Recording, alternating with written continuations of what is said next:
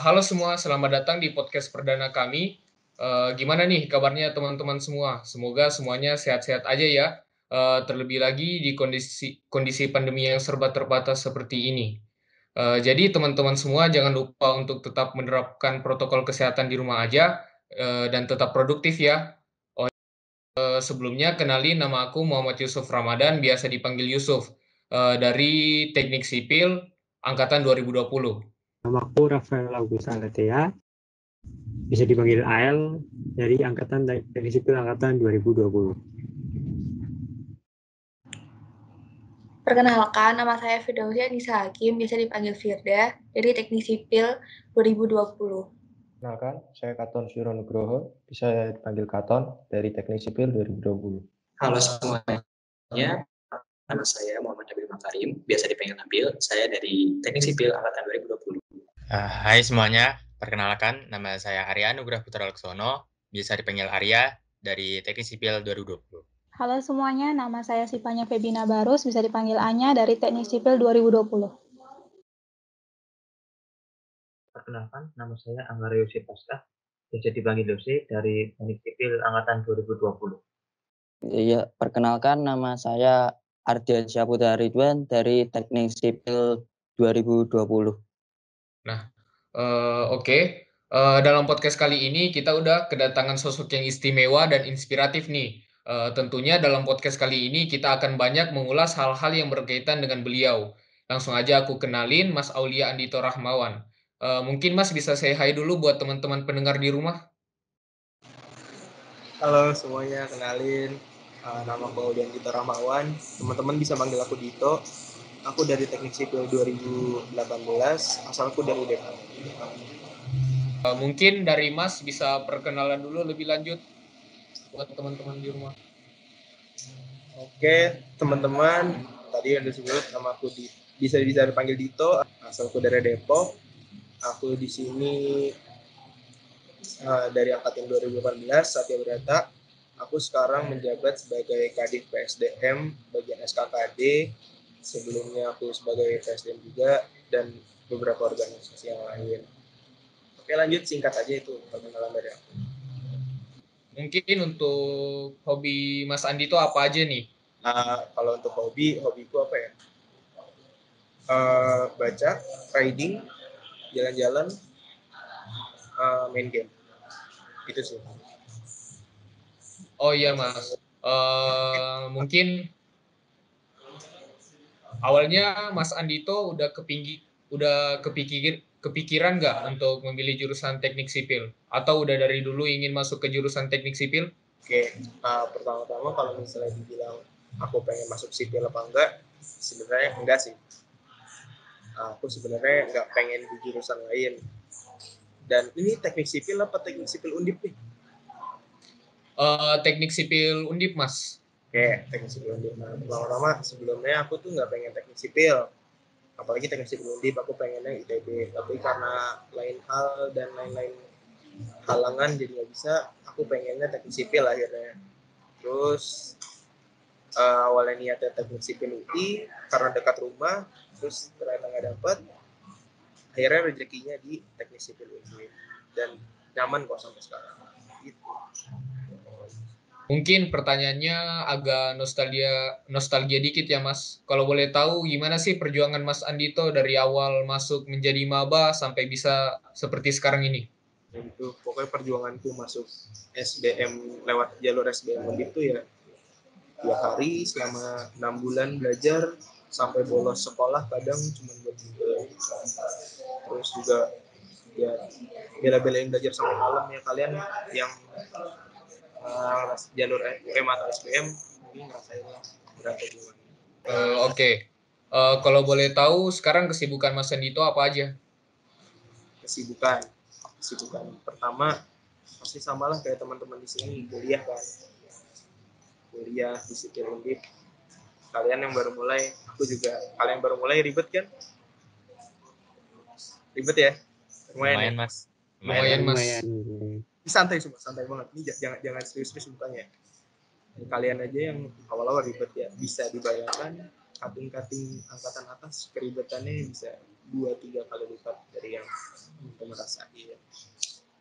Selain kuliah, aku PSDM. Di PSDM ngurusin teman-teman juga berapa kali. Udah pernah ngeliat aku sebelumnya di PKKMB ya? Atau yang ketua kelompok mungkin udah pernah ketemu aku sebelumnya. Di sini ketua kelompoknya siapa? Aku Mas. Pernah ketemu aku ya sebelumnya ya? 2 kali ya? Iya Mas sudah. Itu sih. Selain itu juga aku di Depok bikin usaha kopi kecil-kecilan di Semarang, karena di Semarangnya. Selain itu aku juga kerja sambilan juga di Depok gitu sih. Mix semuanya. Iya Mas, itu apa ini di CV Masnya itu ada tulisan owner dari DKD SMG, itu apa ya Mas? Kalau boleh tahu. Oke deh, itu DKDS Semarang. Jadi DKDS Semarang itu sebenarnya adalah cita-cita aku, Mas Jiwo, sama Mbak Naura. Cita-cita kami itu adalah ngebuat satu creative space di Tembalang yang belum ada sebelumnya gitu. Tipe-tipe yang di Tembalang kan kalau kalian nanti ke sana tuh ngasih kafe-kafe ya gitu-gitu aja. Terus tempat-tempat nongkrong ya gitu-gitu aja. Kalau kita tuh nanti pengen buat satu tempat nongkrong yang bisa dijadikan tempat banyak hal lah, bisa jadi tempat pameran, bisa jadi tempat buat diskusi, tempat untuk musik dan lain-lain, yang pokoknya itu adalah salah satu keresahan yang dialami oleh beberapa temanku yang mempunyai kegiatan yang terhalangi di Tembalang, khususnya Tembalang ya di Semarang. Terus kita ngobrol, terus aku ketemu sama Mas Jiwo, aku ngobrol sama Mbak Naura, akhirnya kita bertiga ngobrol nih, jadilah yuk kita buat satu tempat yang nampungin semua. Tapi terus sampai akhirnya corona ini datang, terus agak ke postpone. Padahal perencanaannya itu udah sampai 80% siap jalan, tapi karena corona jadi kosong. Tapi dekade ini masih aku bawa di Depok, walaupun judulnya Semarang. Aku di rumah sih bikin sih kecil-kecil, lumayan. Gitu, teman-teman. Itu kan tadi motivasinya ingin ketemu dengan teman-teman atau gimana. Lalu kenapa harus bikin usaha kedai kopi? Kenapa nggak bikin usaha pakaian atau kenapa? Pakaian ya. Pertama kalau pakaian aku iya. Terus juga nih aku tuh jujur aja aku emang suka kopi ya. Nggak mungkin aku buat nasi padang, soalnya aku nggak ngerti. Nggak enak dong kalau aku buat nasi padang atau buat warteg ya. Itu juga kalau di warteg atau nasi padang nggak bisa nugas kan, tangannya kotor, susah makanya. Terus karena aku suka kopi, aku punya basic kopi, terus aku punya keresahan yang dirasakan teman-temanku. Terus juga aku punya temenku Mas Jiwo yang kalian tahu, komtingku. Dia suka fotografi, dia pengen punya usaha juga, aku pengen punya usaha juga. Ketemu dong tuh 2 orang, tambah 1 lagi, dia pengen belajar usaha juga, pengen belajar manajemen. Oke, akhirnya kita putusin. Kenapa milih coffee shop ya? Karena di kedai kopi itu kita bisa punya punya space yang banyak bisa dimanfaatin, yang sebenarnya banyak orang yang belum nyoba gitu. Coba deh kalian pasti ngerasain kalau misalnya di suatu tempat yang kalian suka nongkrong, nih pada suka nongkrong ya, atau anak nongkrong lah ya, enak. Iya Mas. Suka Mas. Nongkrong lah ya, dibebasin nongkrong di mana. Ya itu kan pasti paham, tempat kadang berkali-kali datang ke situ cuma gitu-gitu aja, nggak ada kegiatan apapun yang monoton. Nah itu yang pengen kita ubah dari dekade itu, nanti kan kita buat satu space yang bisa menampung keresahan-keresahan yang dirasakan oleh ya intinya beberapa orang yang aku kenal sih, tapi bisa jadi lebih luas lagi gitu teman-teman. Ini Sambil minum ya. bisa nggak Mas? Oh iya, nggak apa Mas. Jadi pengalaman selama merintis kopi dari sejak awal itu apa aja Mas? Mungkin pengalaman sedihnya atau mungkin pengalaman senangnya, susahnya gimana? Ngerintis. Kalau ngerintis tuh sebenarnya aku baru mulai sekitar 6 bulan ini ya. Bisa aku menurutku aku ngerintis tuh belum mulai malah. aku ngerintis ini pribadi bukan atas nama Dekade. Yang baru mulai sekitar 7 bulan ini aku di Depok. Selama corona aku mulai kecil-kecilan, mulai buka pesanan dan lain-lain. Itu senangnya banyak, sedihnya juga banyak. Nah, kalau ditarik lebih awal lagi, aku pernah kerja dulu sebelum aku belajarnya di situ tempat aku kerja sekitar 3 bulan di satu coffee shop sambil belajar cuci piring bla bla bla. Nah, itu pahitnya sih, gak digaji, pahit. Terus kalau buat yang akhir-akhir ini sih sedihnya apa ya, mungkin ini kayak misalnya aku kan kalau di Depok tuh aku DKD itu bukan sebagai merek tapi sebagai penyalur orang-orang yang pengen usaha. Jadi misalnya ada orang-orang yang pengen, itu aku ngelabelinnya atas nama DKD ya di Depok itu. Jadi orang-orang yang pengen jualan hubungi aku, nanti aku buatin, silakan mereka rebrand sendiri. Itu yang aku lakuin di Depok. Kalau yang di Semarang itu beda lagi. Nah, sedihnya itu tuh ya ada yang pernah pesan 50 botol terus di cancel padahal udah aku buat. Ada yang pernah nggak dibayar. Ada yang pernah bilang rasanya nggak enak bla bla bla, terus pas aku coba ya emang standar. Ada yang bilang basi di jalan. Itu sih banyak sih sedih-sedih. Oh, nanya sedikit Mas. Oke. Kan Mas kan mungkin udah merasakan yang tadi pahitnya kan, sedikit pahitnya lah istilahnya. Nah itu terus Mas perasaannya gimana Mas? Menghadapinya tuh kayak gimana Mas? Menghadapi kegagalan atau menghadapi kesulitan. Ya, kegagalan tadi, pahitnya itu tadi. Kalau aku sih, cara aku untuk handle kegagalan ya, aku balik lagi sih, aku goalsku ke depan. Apa sih goalsku ke depan? Pengen ngapain, pengen jadi apa? Masa cuman gara-gara hal-hal kesalahan gitu aja bisa nyerah? Teman-teman kalau aku boleh ngasih nasihat dikit yang aku rasain ya. Jadi kalau kalian pengen ngerasain sesuatu yang jadi goals impian kalian, itu nggak cuma jalannya mulus lah. Pasti harus ngerasain pahit-pahitnya dulu. Kalau teman-teman langsung ngerasain prinsip begini, kalau misalnya teman-teman langsung ngerasain indahnya aja, nanti pahitnya itu akan ngumpul di akhir gitu. Jadi kalau misalnya teman-teman itu selama proses itu gak ada gagal-gagalnya, atau ya alhamdulillah kalau nggak ada gagalnya, tapi kalau misalnya ada gagalnya, anggap aja itu proses buat belajar. Kalau misalnya teman-teman mulus terus semua selama perjalanan, aku sih yakin nanti di akhir itu pasti akan ada jurang yang sangat tinggi. Itu yang aku percaya, tapi semoga aja. Lihat lagi goalsnya ke depan, jadikan kegagalan itu sebagai pelajaran. Basi lah, pasti sering dengar kata-kata itu, tapi ya emang benar. Oke, Mas mau tanya, tadi kan konsepnya itu kan kopinya tuh ada pamerannya gitu kan ya? Itu pamerannya pameran foto apa gimana? Itu kan ada temennya yang suka fotografi tuh. Ya, ada yang kenal Mas Jiwo ya sebelumnya. Jiwo, tahu ya? Iya Mas, tahu Mas. Jiwo. Nah, aku tuh kalau misalnya pameran, ini aku udah dapat konsep, tapi tinggal realisasinya nanti. Kalau buat pameran itu, jadi kalian pasti tadi aku bilang pasti ngerasain kalau misalnya nongkrong di suatu tempat yang udah kalian datengin berkali-kali, pasti pajangannya itu aja, pasti lukisannya itu aja, ya sih. Nah terus aku tuh yang pengen aku buat sama Jiwa adalah yang Mas Jiwa rasain di Jogja. Mas Jiwa kan suka fotografi, jadi dia punya space buat naruh karyanya yang nggak perlu dibayar, cuman biar orang-orang tahu ini no karya gue, biar orang bisa lihat gitu. Jadi mungkin pamerannya ya sesimpel kita kasih space buat orang yang pengen naruh karyanya, atau nanti kita bisa juga buat untuk pameran private, itu bisa diatur. Rencana kami biar realisasinya. Join boleh nggak Mas? Kebetulan aku suka fotografi nih, tapi jarang-jarang hunting gitu. Coba kamu ngerasain gitu nggak? Kamu punya foto bagus-bagus tapi nggak tahu apa yang diapain. Paling upload Instagram. Iya betul, paling upload Instagram. Bener ya? Kamu asal dari mana, Rafael? Gimana?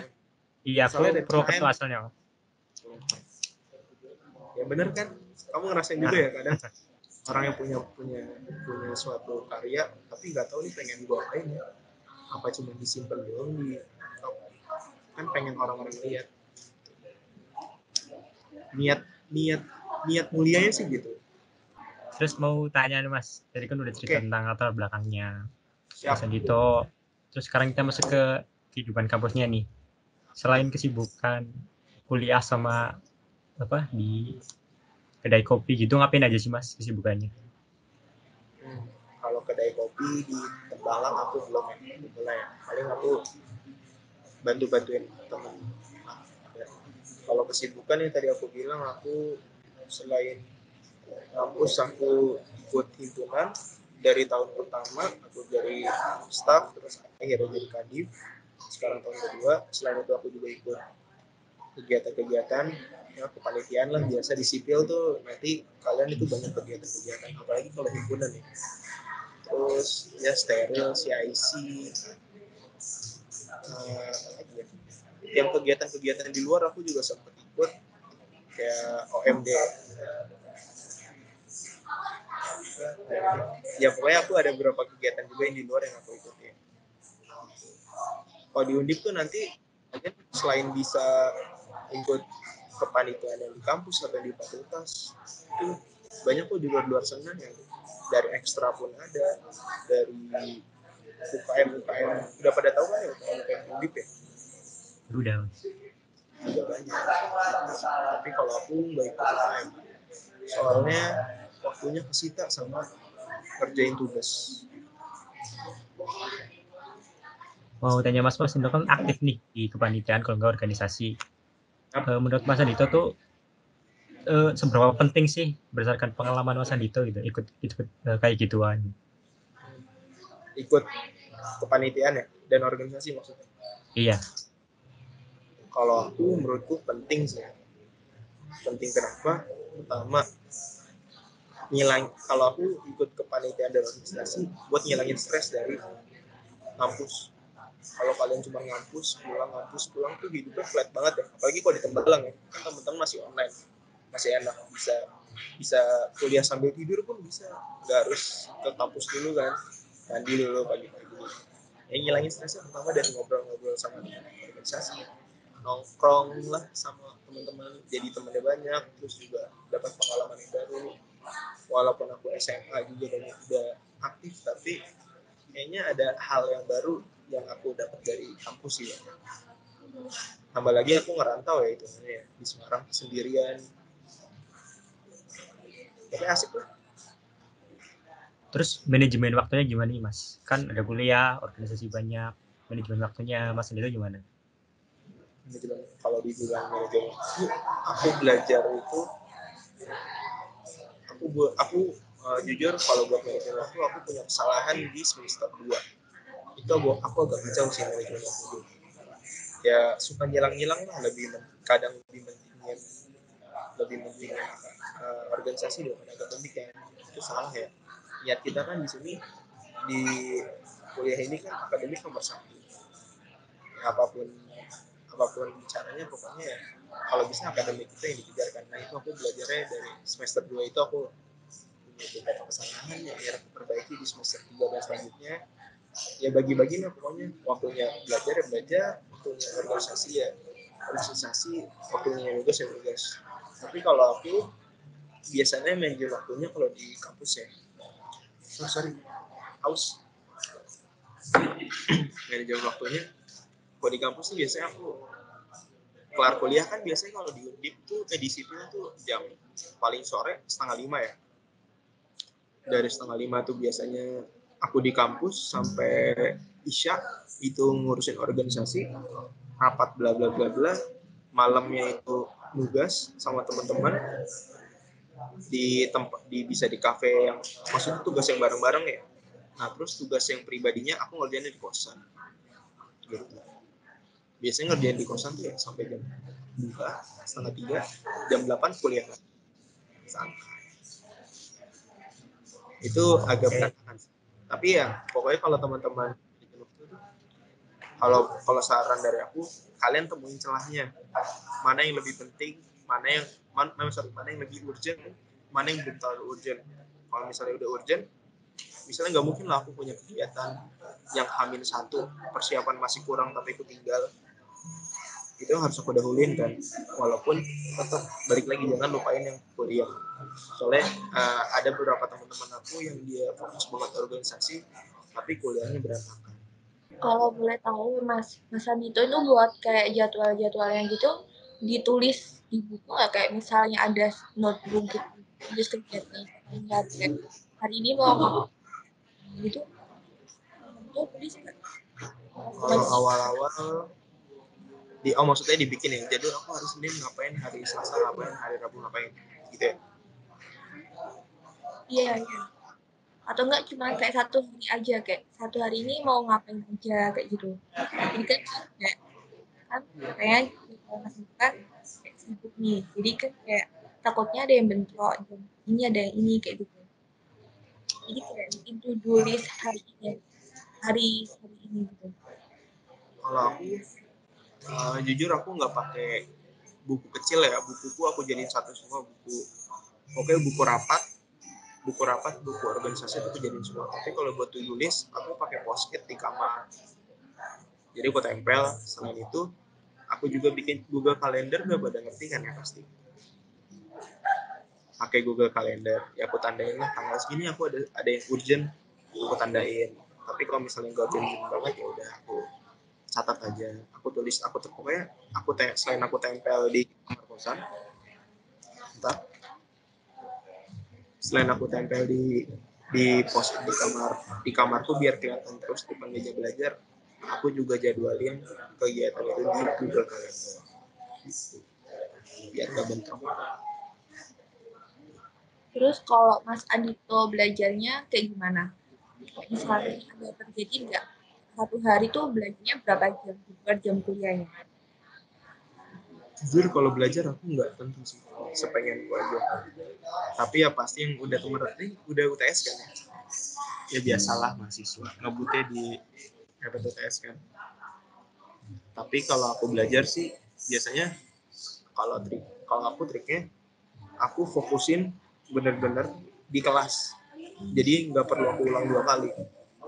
Jadi kalau misalnya di kelas aku udah 80% aku bisa, nutupin 15%-nya itu nanti bisa nanya ke teman atau belajar sendiri. Tapi kalau misalnya aku bener-bener nggak ngerti, ya aku pasti nyamperin ke kosan temen sih buat belajar.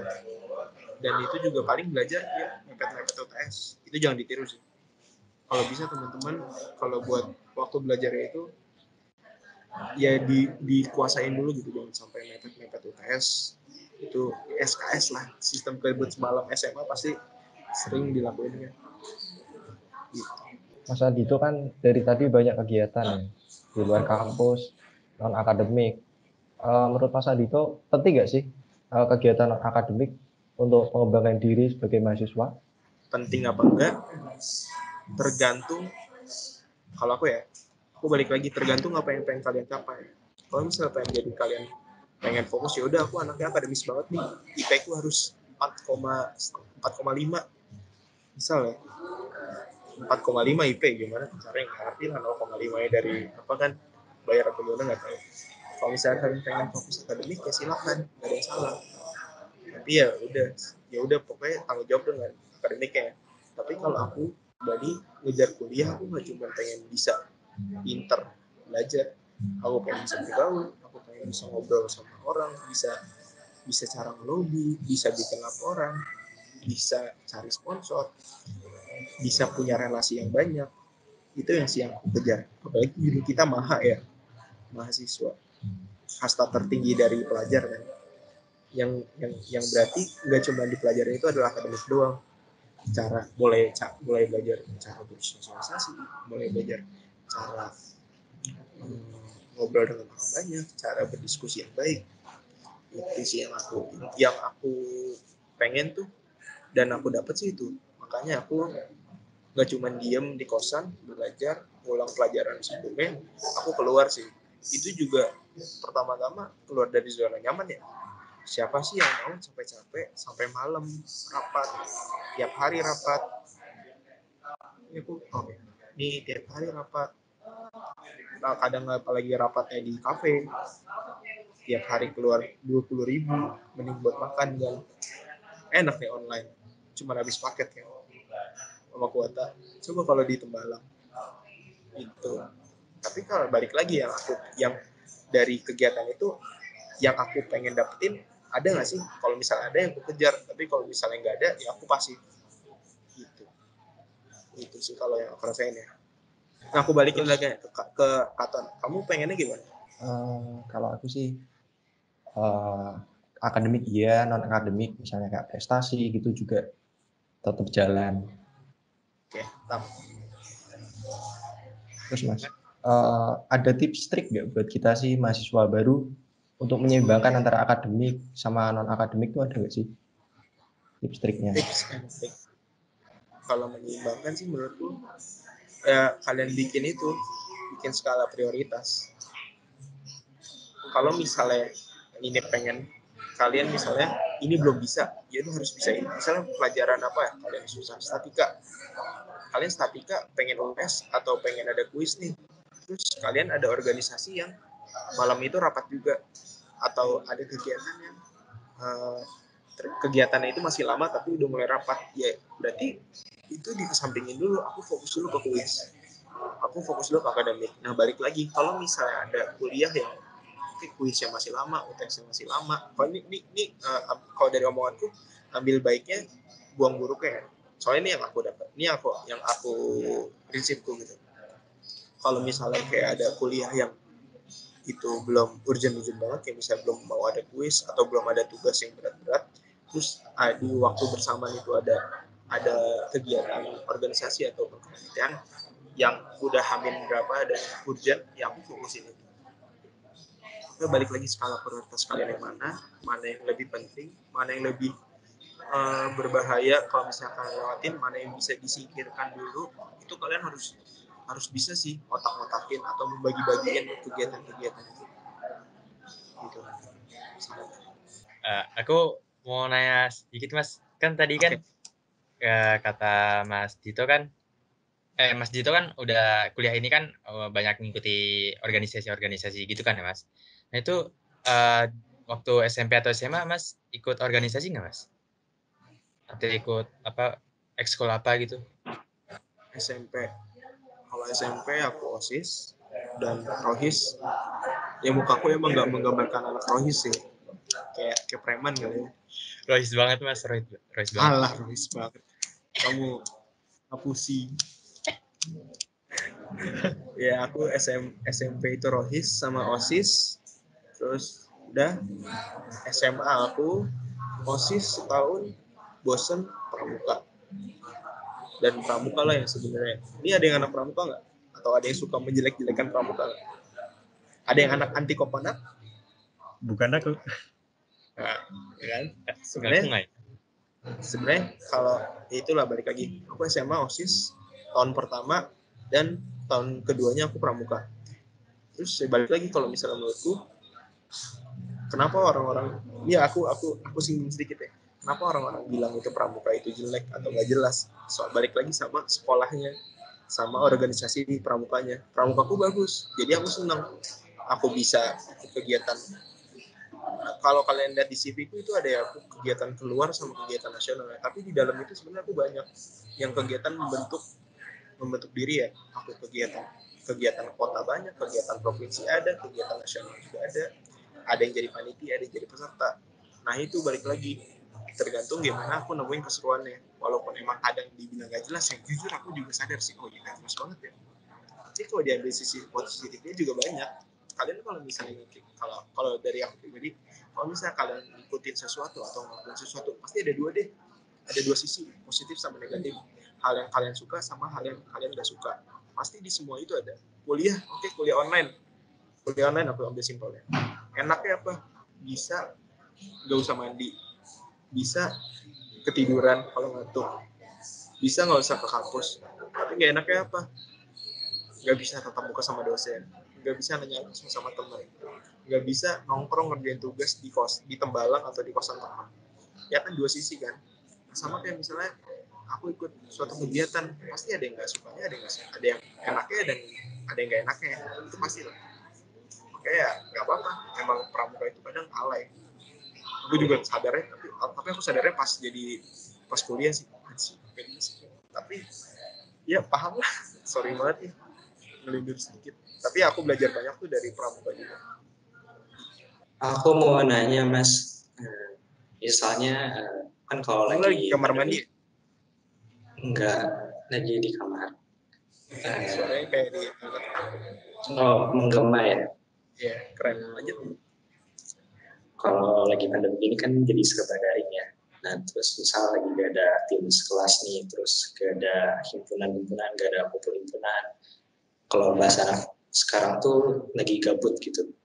Mas kalau lagi gabut, supaya produktif itu biasanya Mas ngapain? Aku sih baca buku. Masih banget ya, gak mungkin kan buka kayak gini baca buku.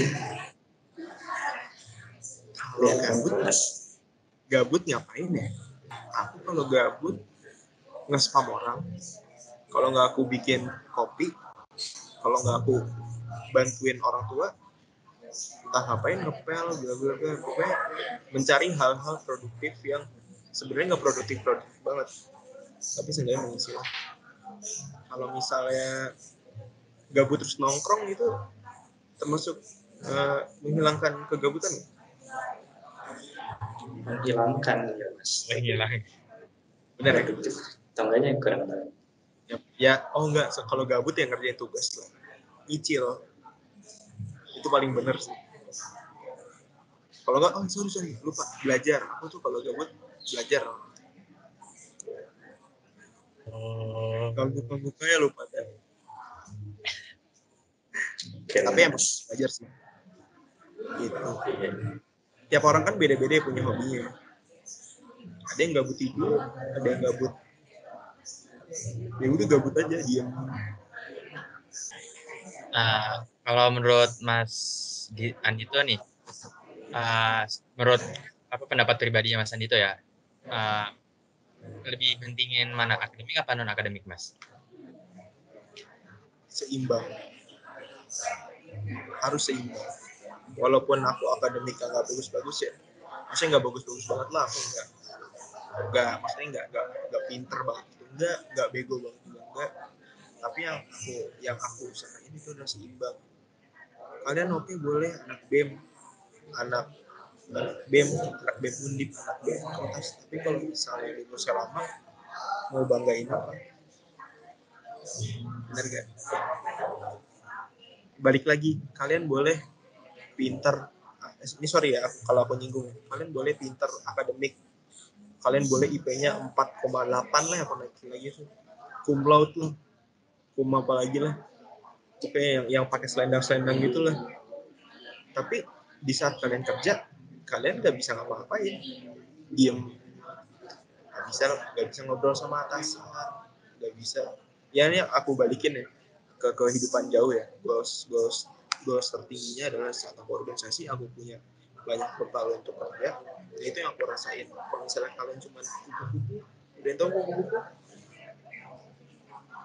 Apa mas? Kuliah pulang. Oh yes, benar. Kuliah pulang. Kalau kalian cuma kupu-kupu ya udah, tahunya akademik, oke kalian pintar, tapi kalian nggak bisa ngobrol, nggak bisa bersosialisasi. Benar gak ya? Ya mungkin yang kuliah, yang SMA-nya OSIS pernah ngerasain lah ya. Gitu. Beda lagi sama yang kura-kura. Oke, kalian rapat terus, belajarnya enggak. Ya pokoknya seimbang lah. Kalau misalnya teman-teman ikut organisasi atau kegiatan, saya untuk seimbang. Kuliah jalan, akademis jalan, organisasi jalan, himpunan jalan, kepanitiaan jalan. Pokoknya usahain seimbang. Jawab ya? Ya, sudah jawab mas. Terus misalnya nih mas, kan tadi coffee shopnya itu mas lagi banyak konsumen nih, lagi banyak yang banyak pesanan, dan secara ada ujian untuk besok juga nih mas. Nah itu mas lebih gimana ini ya Mas cara menghadapinya? Kalau misalnya aku lagi di misalnya cafe shopnya di jalan Ya. terus ada ujian juga, aku ujian kan yang kerja bukan aku. Kalau misalkan Mas Andito nih yang ini ngelayanin itu gimana? Oke, kalau misalnya ngelayanin aku jadi baristanya. Ya kalau misalnya aku belajarnya itu siang terus aku kerjanya malam, aku jaganya malam, misalkan atau misalnya aku nyicil materi ujiannya itu sebelum aku kerja jadi nyambi. Soalnya kan kalau misalnya kamu kerja kalau misalnya ini ada yang udah pernah kerja belum sebelum kita jadi di restoran atau part time, udah ada yang pernah? Belum ya? Belum pernah nyobain.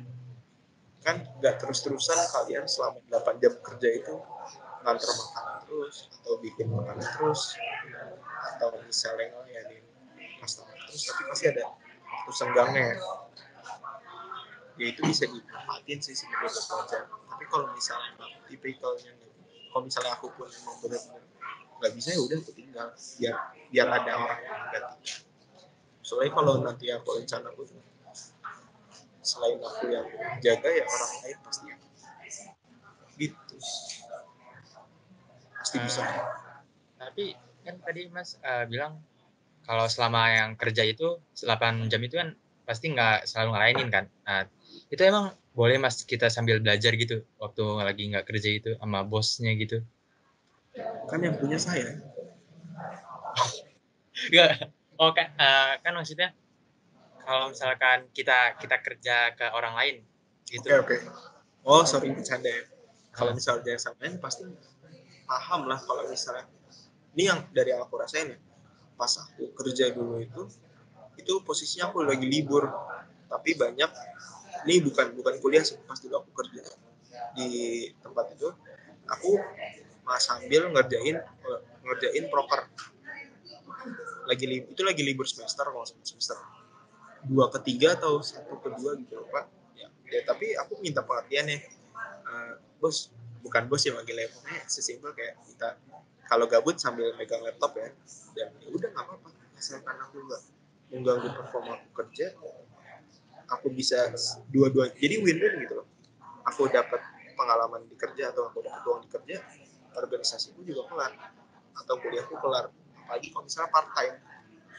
Itu Mas Andito waktu mau daftar apa yang kerja itu gimana sih Mas daftarnya? Ini kepo emang apa emang udah didaftar? Aku tanya dulu. Kepo Mas. Pengen aja gitu ntar sambil kuliah iya kan. Kalau dulu tuh aku emang punya satu tempat yang apa ya, aku sering nongkrong di situ lah, aku kenal sama ownernya, aku kenal sama baristanya, terus aku kelas kopi bayar, habis itu ditawarin gabut kan mau sambil kerja nggak sambil ngisi kosong gitu sambil belajar juga, aku belajar ditawarin trial seminggu, habis itu lanjut jadi sebulan setengah. Berarti tapi kalau misalnya emang apply-nya bener-bener, itu kan aku karena gabut ya ngisi waktu kuliah ya, ngisi waktu kosong kuliah ya, libur kuliah ya itu karena kenal juga, tapi beda lagi sama yang profesional dari CV pakai emang bener-bener ngelamar kerja, itu prosesnya beda sih. Dan itu beda pokoknya beda. Sebenarnya kan tadi kan Mas Andito bilang tadinya nggak mau teknik sipil kan, sebenarnya mau apa Mas? Pengen teknik juga sebenarnya. Aku tuh emang dari kecil tuh suka sama hal-hal yang berhubungan dengan teknik ya. Entah aku seneng ngeliatin konstruksi, seneng ngeliatin kapal, seneng ngeliatin pesawat. Makanya pindah-pindah tuh dari awal pengen jadi pilot, terus pengen jadi teknik FTTM tahu ya? Tahu. FTTM terus sipil sipil undip, terus ya itu mundur pilot badan nggak kurus-kurus, FTTM sadar nggak pinter-pinter banget, UI nggak dapet, akhirnya undip seleksi alam kan. tapi akhirnya berkembang juga kok di Undip, kan cuma titel. Tapi kalau disuruh milih Mas, milih ITB apa Undip Mas? Iya, UI sih. Di luar jadi mahasiswa Undip ya Mas? Di luar jadi mahasiswa Undip ya. Milih apa? ITB atau Undip? ITB atau Undip? Undip. Kenapa tuh Mas? Kenapa Undip? Pertama, ITB. Ini ada orang Bandung nggak? Ada orang Bandung? Ada Mas, ada. Siapa? Nabil. Kamu ya? Mas Nabil. Nabil. Nabil orang Bandung ya? Nah, Bandung tuh ini gak kuat gaulnya. Kamu SMA mana? Aku SMA Alpha Centauri. Waduh, aku nggak tahu deh. Tapi ya dari yang sebelum pertama, kenapa nggak ITB? Otaknya nggak kuat, sadar diri kan. Daripada DO, mendingan sadar dong. Ya, teman-teman pasti paham lah kapasitas berpikir atau kapasitas otak teman itu sendiri. Pasti paham lah, wah kalau gue ITB, sore yang ngomong gue lo ya, masalahnya Depok. Kalau gue masuk ITB, kuat gak ya? Ngeliat teman-teman yang pada jenius, yang apalagi kalau misalnya aku di Inten tuh, di Bimbel aku mulai ngeliat tuh anak-anak yang pengen ITB kok pinter-pinternya kebangetan. Aku kok nggak pinter-pinter banget ya, sadar diri, turun, terus naik lagi dikit, dapat Undip. Sadarlah teman-teman kapasitasnya. Itu bonus tambahan sih kalau nggak kuat gaulnya ya. Tapi balik lagi ke orangnya. Kalau nggak pengen nongkrong ya, kalau emang nggak suka nongkrong ya, kuat-kuat aja. Tapi kan Mas, enak Mas Bandung Mas. Apa? Bandung gitu, enak gitu. Coba apa enaknya Bandung? Apa ya? Gak tahu, kayak sensasinya enak aja gitu loh. Ada Ridwan Kamil. Gak juga sih. Kan ini Mas, cewek-ceweknya banyak Mas. Wah, sebenarnya aku udah nangkep ya dari senyummu itu, kamu pengen nyebut. Waduh, bahaya ya. Aduh maaf, offside. Santai. Kamu asal dari mana tadi, Arya? Aku Bekasi Mas. Bekasi. Wah, bagian banget ya, pantesan mulutnya tidak dijaga ya orang Bekasi. Aduh, Bekasi yang mana? Bekasi Selatan. Mana tuh? Tambun? Cikunir, tahu nggak Mas? Cikunir tuh Pondok Gede sana dikit ya? Iya. Anak galaksi banget ya kamu berarti? Iya itu dia galaksi Mas. Oh, iya. Ya, relatif sih. Kalau kalian pengen nyari cewek, pengen niat kuliah ke Bandung gara-gara cewek-cewek Bandung cantik. Cewek-cewek Bandung banyak juga kok yang kuliah di Undip. Bener gak? Bener Ya kan? Emang yang cantik cuma cewek-cewek Bandung doang? Banyak bos. Maksudnya teman-teman kalian atau teman-teman Undip itu juga ya baik lagi sih kalau kalian pengen niatnya nyari pacar ya terserah. Kalau kalian pengen dapat pengalaman, pengen kuliah yang bagus, yang sekarang nomor 5 di Indonesia, masuk Undip. Bercandanya sih gitu. Iya. Balik lagi aku nggak bisa ngejudge ya. Sorry banget nih. Aku berdasarkan apa yang aku rasa aja. Ini out of topic Mas. Lebih milih bisnis atau kuliah Mas? Kan Mas juga jalanin bisnis kan? Bisnis atau kuliah? Kalau aku sih niatnya gini. Bisnis, setiap orang pasti itu ngelakuin bisnisnya sendiri lah. Kalian ngatur keuangan itu menurutku aku anggap bisnis ya. Tapi kenapa enggak kalau misalnya aku lulus sebagai mahasiswa, aku lulus titel S1, aku pun nggak kerja, aku bisa dapat penghasilan. Nangkep gak? Jadi kalau misalnya aku lulus nih, walaupun tetap aku harus kerja ya, aku pengen kerja, tapi seenggaknya aku punya penghasilan tetap dari si tempat usahaku itu. Di luar aku suka passion, aku suka kopi, aku bisa ngejalanin itu, aku bisa ngerintis, aku bisa ngobrol dengan orang banyak di tempat itu. Dan juga bonus tambahan adalah aku bisa dapat penghasilan tambahan. Apalagi kalau misalnya aku lulus kerja, terus ternyata gajinya nggak gede-gede banget, ya aku bisa tutupin, insya Allah tutupin dari usahaku itu. Nggak ada yang salah kok, teman-teman mahasiswa yang udah mulai dulu juga banyak yang udah keren. Mas, ini kan kita lagi LKM MPD nih ya Mas. Ya. Lebih milih LKM MPD apa PKKMB Mas? Maksudnya? Dalam serunya atau isi acaranya gitu Mas. Soalnya gimana ya, PKKMB itu kalian coba ingat-ingat lagi, PKKM kemarin udah LKM MPD ya, fase 1 ya. Soalnya niatnya bukan niat ya, tujuannya LKM sama tujuannya PKKMB itu beda. Aku pernah jadi ketua dua-duanya, soalnya jadi tahu. Tahun kemarin aku ketua LKM MPD yang angkatan 2019, sekarang tahun ini aku jadi PKKMB. Itu niatnya beda. Serunya punya serunya masing-masing. Kalau online ya bisa dirasakan sendiri. Kurang seru kayaknya Mas kalau online Mas. Bisa seruin sih. Iya Mas, seru-seru. Ya susah juga sih ya. Mungkin kalau teman-teman sadar ya bikin kegiatan online yang seru tuh susah. Bukan susah sih, ya agak sulit aja. Ada kerumitannya sendiri, tapi seru tuh ya bisa aja sih. Tergantung orangnya. Ini aku sebelum nanya lagi, aku mau nanya satu-satu dong. Asal ya, aku pengen tahu aja nih yang di sini dari mana aja. Sebelumnya komplit ya? Komplit kan? Iya Mas, komplit Mas.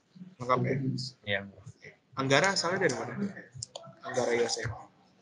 Aku dari Banjarnegara Mas. Banjarnegara. Oke. Ada tadi Katon asal dari?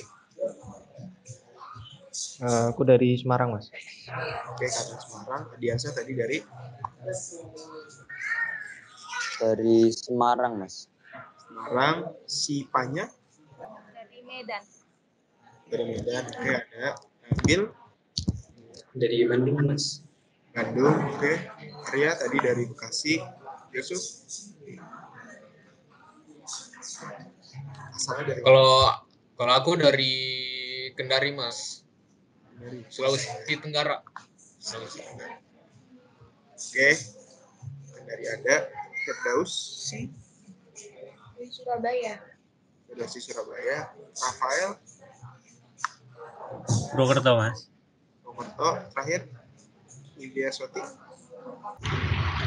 Asal dari Tangerang. Oke, Tangerang. Tangerangnya mana? Kabupaten Tangerang sih. Berarti aneka ragam ya teman-teman di sini. Suku dan bahasanya. Keren, puas. Oh ya maaf Mas, sebelum lanjut. Maaf ya Mas, saya dari kayak terlalu selengan gitu Mas, maaf ya Mas. Sebenarnya nggak apa-apa sih. Ini kan kita forumnya santai ya. Tergantung forumnya aja. Kalau misalnya aku forumnya serius ya jangan. Tapi kalau misalnya emang kita mulai forum santai dan aku juga ngebuka, ya silakan. Gitu. Kalau kamu aku santai, tapi tergantung tempat. Mas mau tanya, ini kan dari pengalaman Mas buat usaha kan pasti ada kesulitan. Itu kesulitan apa yang membuat Mas sampai hampir menyerah dalam membuat usaha itu? Yang sampai aku rasain sih yang benar-benar pengen buat aku nyerah sih belum ada ya. Tapi kalau yang benar-benar buat aku males, ya itu orang cancel. Baik lagi sih kayak misalnya aku punya tabungan yang aku punya usaha ini, selain dari tabunganku ada investor juga ya, tapi investor itu belum dipakai uangnya. Yang usaha sekarang gratis ini kan pakai uangku sendiri.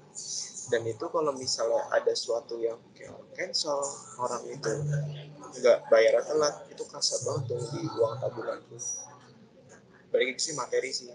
Terus juga ada orang-orang yang nggak sopan, dijelek-jelekin. Itu kadang kamu kalau misalnya pengen berproses terus di tengah jalan kamu jelek-jelekin, itu pasti bikin males tuh. Tapi itu juga sebagai proses kok. Wah, itu proses ngebentuk mental juga. Jadi aku bisa ngehadapin hal-hal yang lebih berat. Tapi kalau selama ini buat hal-hal yang buat aku pengen nyerah itu belum ada sih. Masih bisa dihadapi. Gitu. Nah, kenapa yang Mas lakukan kalau misalnya sedang menghadapi kesulitan seperti yang Mas bilang tadi? Kalau aku sih kalau misalnya punya halangan atau buat yang aku pengen nyerah, ya balik lagi yang aku lihat itu apa goals ke depan. Aku pengen jadi apa, aku pengen gapai apa. Kalau misalnya itu jalan itu prosesnya ya terus itu belum tercapai ya aku kejar terus.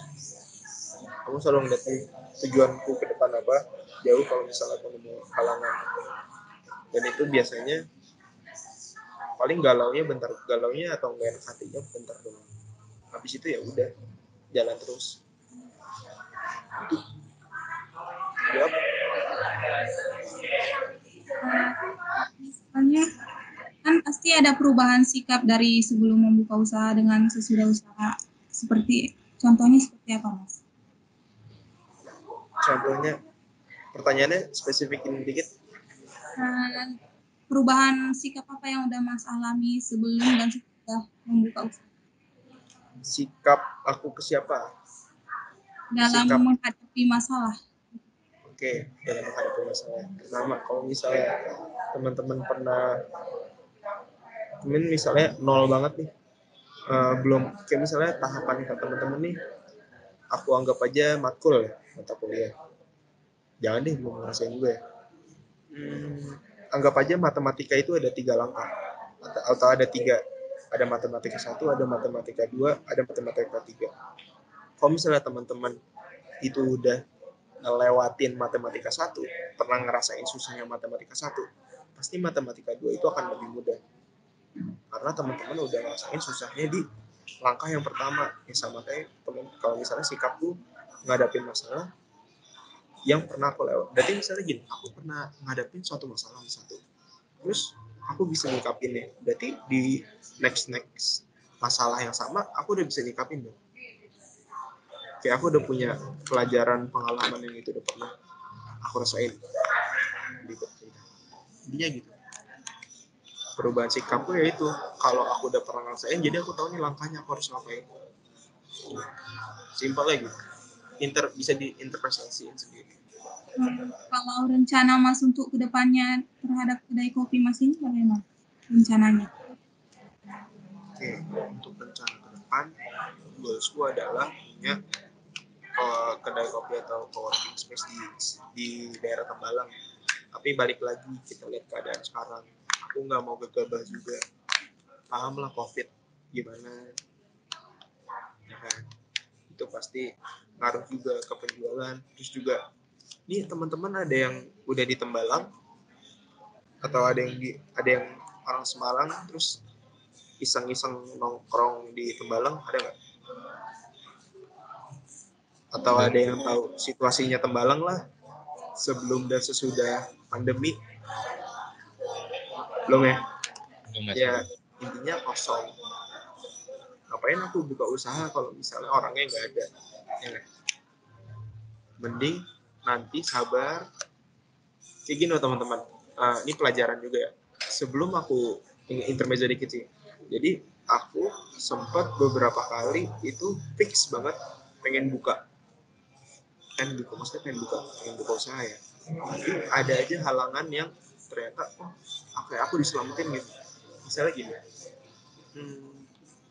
aku pengen buka, aku udah fix banget ya, pengen buka di satu tempat. Aku udah dapat nih dari 3 orang itu, aku udah fix banget. Oke, di sini ya tempatnya. Terus ternyata ada halangan. Ada halangan, ternyata uang dari yang pengen dipakai itu belum cair. Kok katahan dong. Ternyata tempat itu dipakai sama dijadiin tempat kopi juga, tempat kopi juga, dan akhirnya gagal. Pertama, itu pelajaran ya. Yang kedua, kalau misalnya kayak ini pas COVID, aku tuh sama Mas Tio sama orang udah habis banget, hampir buka 90%.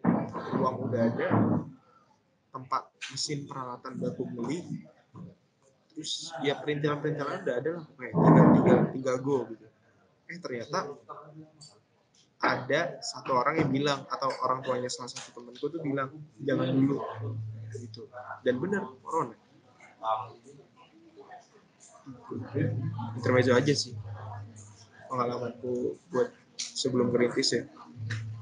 kalau misalnya ada satu halangan, ambil positifnya, oh ternyata aku diselamatin loh, atau aku ternyata belum sempat buka tuh karena itu ada ini, ada bukan musibah ya,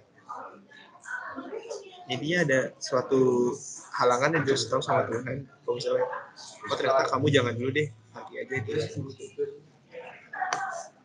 Mau nanya Mas, kan tadi kan kalau Mas Andi itu kan kayak nemuin suatu halangan gitu kan, balik lagi tujuannya apa gitu kan, apa melakukan itu. Nah tapi kan ada juga gimana caranya Mas Andi untuk meyakinkan diri bahwa oh ini harus tetap dilanjut nih, harus sampai kita dapat senangnya gitu loh. Itu kan tapi kan tetap ada juga orang yang apa ya, dia udah tahu tujuannya melakukan itu apa, tapi kan ada juga yang udahlah nggak usah lah gini. Itu gimana yang meyakinkan Mas Dito untuk lanjut? Apakah ada dorongan dari orang tua, orang lain, atau dari dalam diri sendiri gitu? Yang buat yakinin aku untuk lanjut ya, dorongan pasti ada, dorongan dari 3 orang temenku ini. Kita tuh saling nguatin ya, yang buat dekade ini ya. Di dekade tuh proses buat penyusunannya, buat perencanaan itu udah sekitar setahun panjang, makanya tuh kita plannya udah agak banyak. Nah dari kita bertiga ini saling nguatin. Kalau misalnya ada yang satu orang mulai kayak gue udah agak males nih, gue udah mulai agak apa, yaudah ayolah, ingat ayo kita mau ngapain, lu pengen ngejar apa, lu pengen apa, kita udah ngapain aja, sayang banget loh ditinggal. Balik lagi kayak kalau dari aku pribadi yang dari dalam diriku itu kayak sayang aja gitu loh, kalian udah jalan setengah atau tiba-tiba dia mundur, kayak enggak. Kalau misalnya kalian udah misalnya ikut lomba lari 100 meter, kalian udah lari 75 meter, terus habis itu kalian ngos-ngosan kayak udah loh gue kalah aja, kan gak make sense dong gitu. Kayak sayang aja gitu loh, aku udah capek-capek, aku udah keluarin effortnya banyak, terus tiba-tiba mundur, cukup banget. Itu kok dorongan dari aku sih pribadi dan dari luar. Oh iya Mas, saya mau nanya, cara memaksimalkan potensi diri itu gimana ya Mas? Kalau misalkan itu Mas, menurut Mas Andito? Memaksimalkan potensi diri. Ini aku balik lagi, aku jawab berdasarkan pengalaman ya. Kalau ada teorinya aku kurang tahu. Kalau aku gimana cara aku memaksimalkan potensi diri? Pertama, aku harus tahu potensiku apa, aku bisa apa, aku nggak bisanya apa yang harus aku kejar, apa yang bisa aku maksimalkan, apa yang enggak. Pertama aku harus tahu dulu. Kalau aku tahunya dengan cara ya aku nyoba-nyoba, aku coba ikut ini, aku coba ikut itu, aku coba belajar ini, aku coba belajar itu. Kalau misalnya aku nggak masuk, ya udah itu nggak aku kejar. Kayak kalau aku sih nggak semua hal kalian tuh harus bisa. Ini prinsip gue. Nggak semua hal itu harus kalian jadi ahlinya. Soalnya tiap orang tuh punya bagian masing-masing. Gak mungkin dong kalian dokter itu kalian suruh bikin bangunan, kita posisinya. Gak mungkin juga kita suruh nyembuhin orang mati. Ya kan, semua orang tuh punya posisinya dan punya bagian masing-masing. Jadi kalau buat gue pribadi, kalau kalian bisa, itu bukan potensi kalian, atau itu bukan apa ya, bukan, kalau misalnya itu kalian inginin terus ternyata itu potensi kalian, oke, alhamdulillah. Tapi kalau misalnya kalian pengen itu terus ternyata itu bukan jalan kalian, atau kalian tidak nemuin potensi di situ, ya buat apa dilanjutin. Kayak contohnya, aku pengen masuk penerbangan, tapi ternyata halanganku pertama mata, terus ternyata ya nggak, aku tes pun nggak cocok, ya udah mundur. cari opsi yang lain. Teman-teman di sini nggak mungkin lah bilang aku nggak punya potensi mas, aku nggak bisa ngapa-ngapain. Kenapa kalian bisa bilang nggak tahu, nggak bisa ngapa-ngapain? Soalnya kalian belum pernah nyoba. Cobain deh, main. Kalian passionnya cuci piring, atau gambar, atau baca puisi kan? Kalian nggak tahu soalnya belum nyoba kan? Simpelnya sih gitu. Cara aku bisa kembangin potensi yaitu pertama aku cari tahu aku bisa apa, potensiku apa. Setelah aku dapat aku tahu potensiku apa, aku bisa ngapain, ya aku kembangin di situ. Yang menurutku aku nggak bisa banyak, ya udah aku singkirkan, walaupun aku tetap belajar. Anggap ya. Mas, menurut Mas Dito, salah nggak sih orang yang ingin bisa banyak hal gitu loh, walaupun itu bukan ranahnya dia, bukan ranahnya dia. Ya, istilahnya bukan ranahnya lah gitu. Salah nggak sih Mas? Aku bukan Tuhan, jadi nggak bisa nilai salah dan benar. Hanya Allah yang bisa menentukan itu. Tapi kalau menurutku pribadi, ya kalau oke, multitasking itu keren. Tapi kalau misalnya kalian gimana ya? Multitasking tapi misalnya aku punya 5 kegiatan. Misalnya 5 kegiatan atau 5 kemampuan lah. Tapi di 5 kelimanya itu nggak ada yang aku bisa jago atau aku ahli di situ. Buat apa? Mendingan aku punya 3 tapi aku benar-benar bisa, dan 2 itu sebagai penyangga, daripada 5-5-nya tapi ya udah seadanya. Nangkep gak? Tapi nggak ada yang salah, itu balik lagi ke persepsi orang masing-masing ya. Kalau misalnya kalian pengen semua ya keren, tapi kalau bisa ya jangan nyapein diri sendiri. Tapi tipes ahlinya gitu ya Mas. Kita mempunyai suatu keahlian lah gitu ya.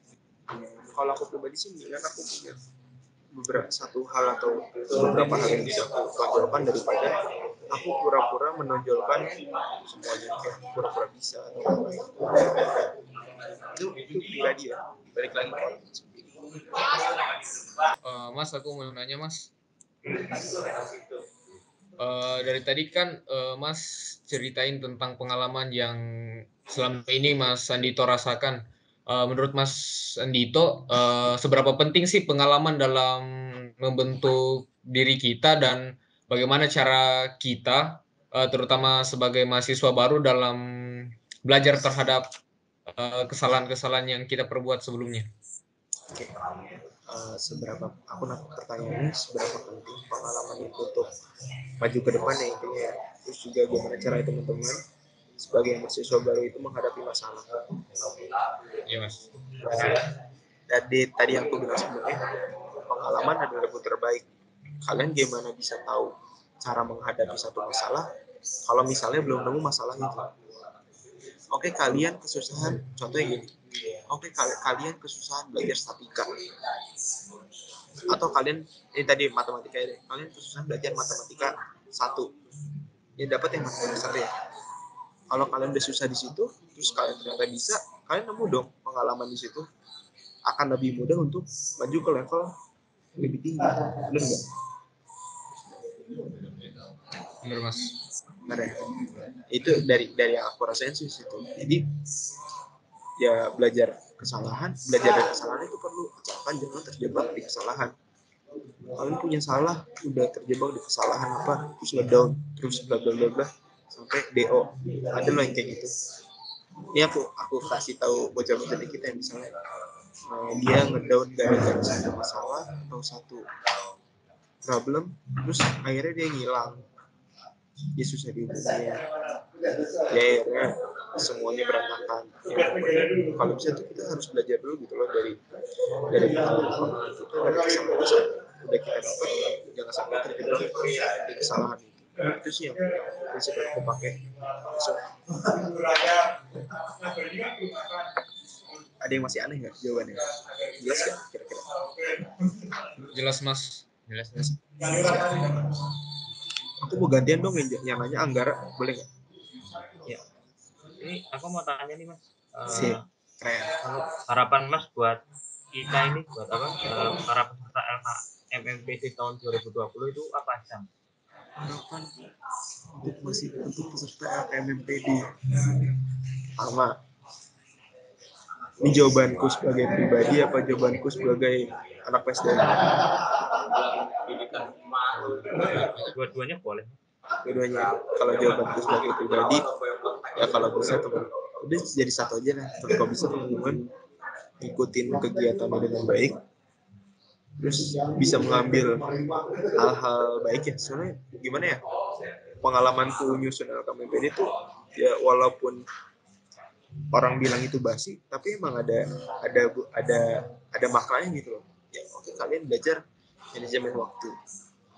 Basi banget sih Mas belajar ginian. Tapi kalau misalnya itu kalian terapin dan emang ada buktinya, ada orang-orang yang pakai materi-materi yang ikut MPD dan itu sukses, dan itu pakai sampai mereka lulus. Ada juga yang bodo amat, walaupun aku nggak bisa nilai orang yang bodo amat itu nggak sukses ya, banyak juga yang hebat-hebat. Tapi seenggaknya dari materi-materi yang kalian dapat itu kalian bisa ambil yang dimaknai dengan sebaik-baiknya, bisa jadi mahasiswa yang dapat membantu dengan baik. Jangan jadiin kulon ini sebagai alasan untuk teman-teman nggak bisa berproses. Jadi mahasiswa yang sebenarnya, walaupun sampai sekarang aku nggak tahu ya mahasiswa sebenarnya itu jawab nggak Anggara? Yose ya? Apa tadi kan katanya kejawab, jadi kamu bisa simpulin jawabanku tadi itu apa kalau menurutku? Kalau menurut aku itu ikutin kegiatan LKMPD dengan baik. Terus ambil hal-hal yang berguna bagi masa depan. Terus jangan jadikan kulon sebagai hambatan untuk berproses.